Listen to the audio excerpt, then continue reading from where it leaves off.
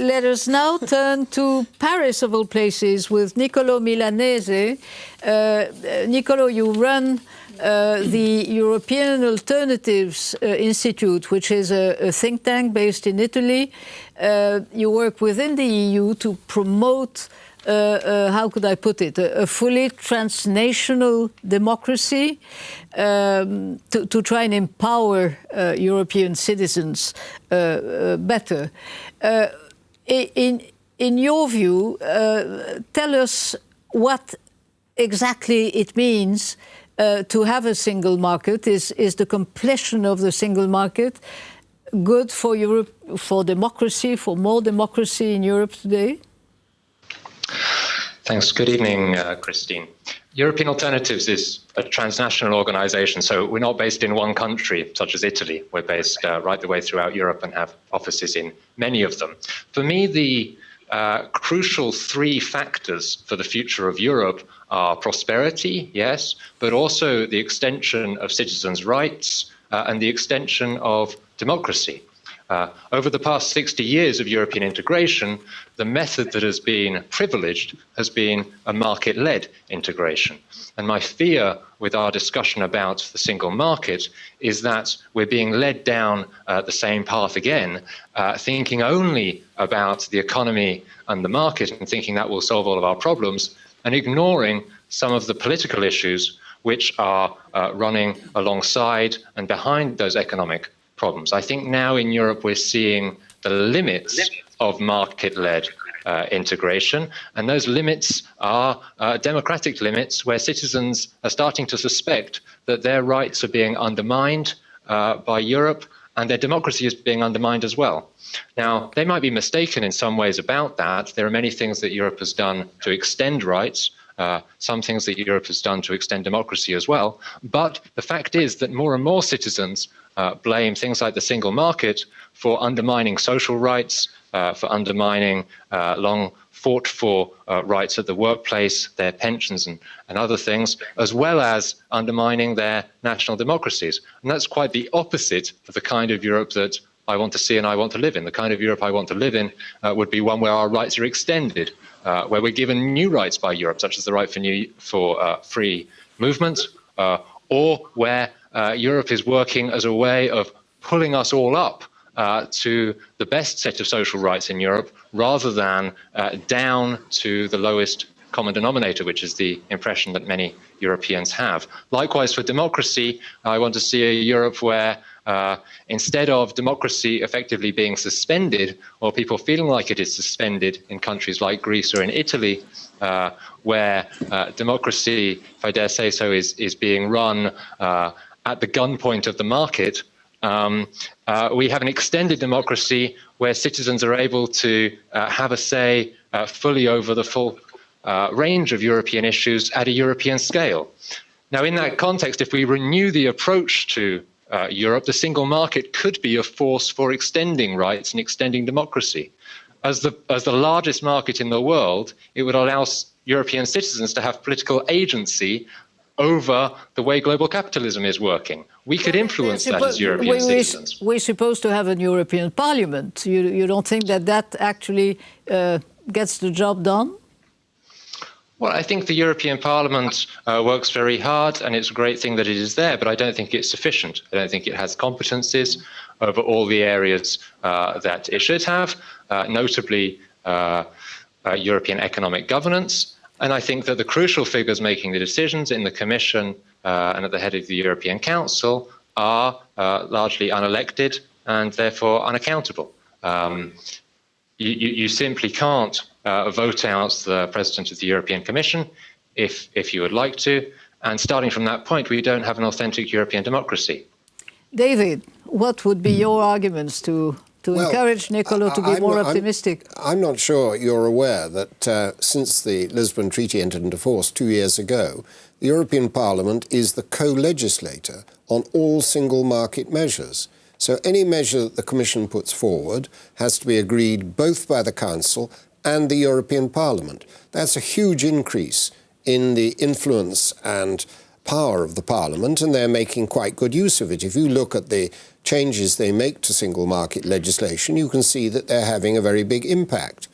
And you say about spreading democracy, well, I agree with you in many ways, but the European Union has produced the biggest spread of democracy ever known in the continent of Europe. When the Iron Curtain came down and the Central and Eastern European countries joined the European Union, that was a massive extension of democracy. Now, it takes time, obviously, to develop a European democratic system, and it's a long, long way from being a purely democratic system.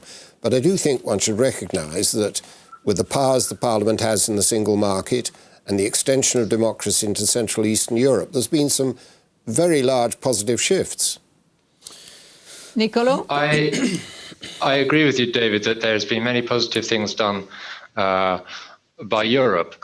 I don't think that the vast majority of citizens think that the European Parliament has the say over all the economic issues which are affecting their lives right at the moment. I think many of them feel like they are under the rule of another foreign European country, or under the rule of market forces. I don't think European citizens have the impression that European politics is controlling the market or creating a European common good. I think citizens have the impression that certain forces are able to dominate European politics and certain forces are able to dominate the European markets, and that those forces do not have the interests of all European citizens at heart.